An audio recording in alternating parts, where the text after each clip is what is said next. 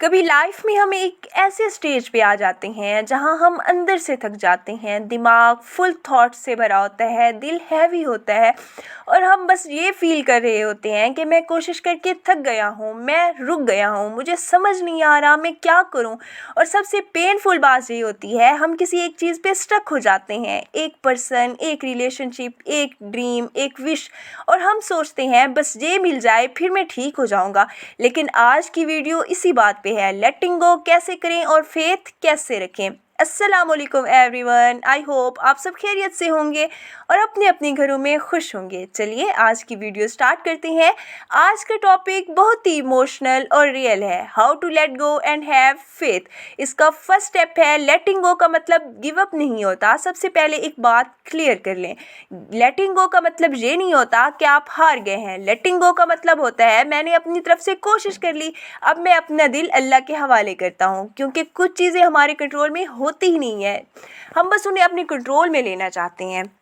इसका next step है, हम सब कुछ कंट्रोल करना चाहते हैं और वही हमारे लिए सबसे बड़ा दुख बन जाता है।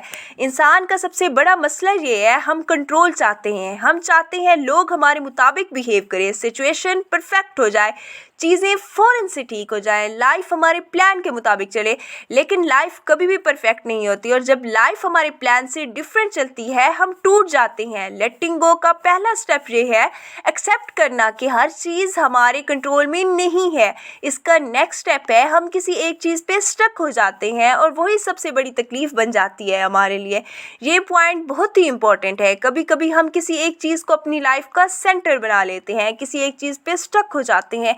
एक इंसान, हम कहते हैं बस ये मेरे पास रहे, बस ये मुझे मिल जाए, बस ये मुझे चूज़ कर ले, या कुछ चीज़, बस ये जॉब मिल जाए, बस ये ड्रीम कंप्लीट हो जाए। और फिर हम इतना अटैच हो जाते हैं कि जब वो चीज़ हमें हर्ट करती है हम फिर भी उसी चीज़ को पकड़े रहते हैं। सच बोलूं, जो चीज़ आपको तकलीफ़ दे रही है उस चीज़ को पकड़े रखना अपने आप को टॉर्चर करना है। लेटिंग गो का मतलब है, जो चीज़ आपको तोड़ रही है उसे छोड़कर मूव ऑन करो। मूव ऑन करना इजी नहीं होता लेकिन नेसेसरी होता है। इसका नेक्स्ट स्टेप है, sometimes Allah remove something because it was hurting you. कभी कभी अल्लाह हमसे चीज़ें छीन लेता है और हम सोचते हैं या अल्लाह ऐसा क्यों, लेकिन रियलिटी यही होती है, अल्लाह ने वो चीज़ इसलिए हमसे दूर हटा ली क्योंकि वो चीज़ आपको हर्ट कर रही थी। आप उस चीज़ को अपना सुकून समझ रहे थे लेकिन वो चीज़ आपका टेस्ट थी। फेथ का मतलब है अल्लाह जो कर रहा है वो मेरे लिए बेस्ट कर रहा है। नेक्स्ट स्टेप, लेटिंग गो तब होता है जब आप अपना बोझ अल्लाह के हवाले कर देते हैं। हम अपने अंदर बहुत कुछ कैरी कर रहे होते हैं, regret, guilt, heartbreak, overthinking, fear, और हम सोचते हैं मैं स्ट्रॉन्ग बन जाऊं। लेकिन रियल स्ट्रेंथ ये है, या अल्लाह मैं थक गया हूं, अब तू संभाल ले। इसका नेक्स्ट स्टेप है, आपको हर चीज़ का जवाब नहीं मिलता और ये भी ओके है। लाइफ में कुछ चीज़ें इनकम्प्लीट रह जाती हैं, कुछ लोग क्लियर नहीं होते, कुछ सिचुएशन एक्सप्लेन नहीं होती और हम बस सोचते रहते हैं क्यों।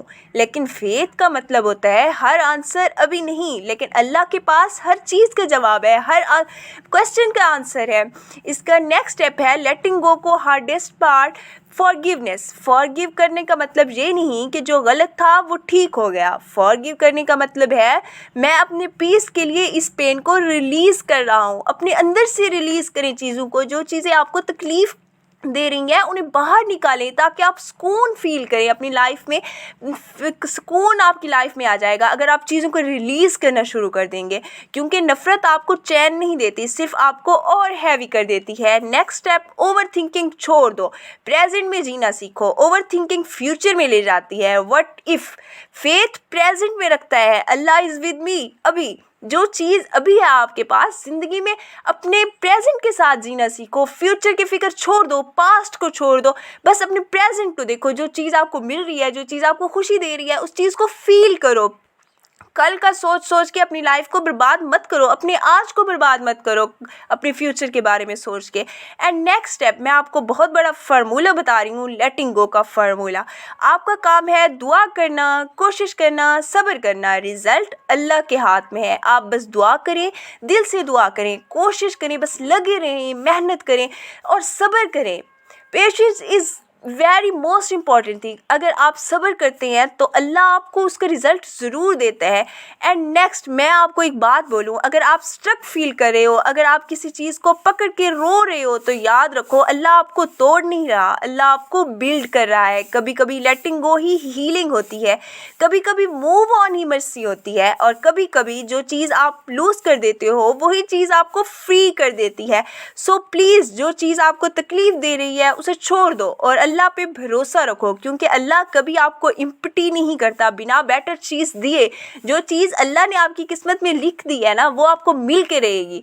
चाहे लोग जितना मर्ज़ी बोल दें, चाहे लोग जो मर्ज़ी कह दें, लेकिन जो चीज़ अल्लाह ने आपके नसीब में रखी है ना, वो आपको मिल के रहेगी। सो अगर आपको मेरी ये वीडियो अच्छी लगी हो तो मेरे चैनल को सब्सक्राइब, लाइक एंड शेयर ज़रूर कीजिएगा। अपना बहुत ज़्यादा ख्याल रखिएगा, मुझे अपनी दुआओं में याद रखिएगा। मिलते हैं एक नेक्स्ट वीडियो के साथ, तब तक के लिए अल्लाह हाफिज़।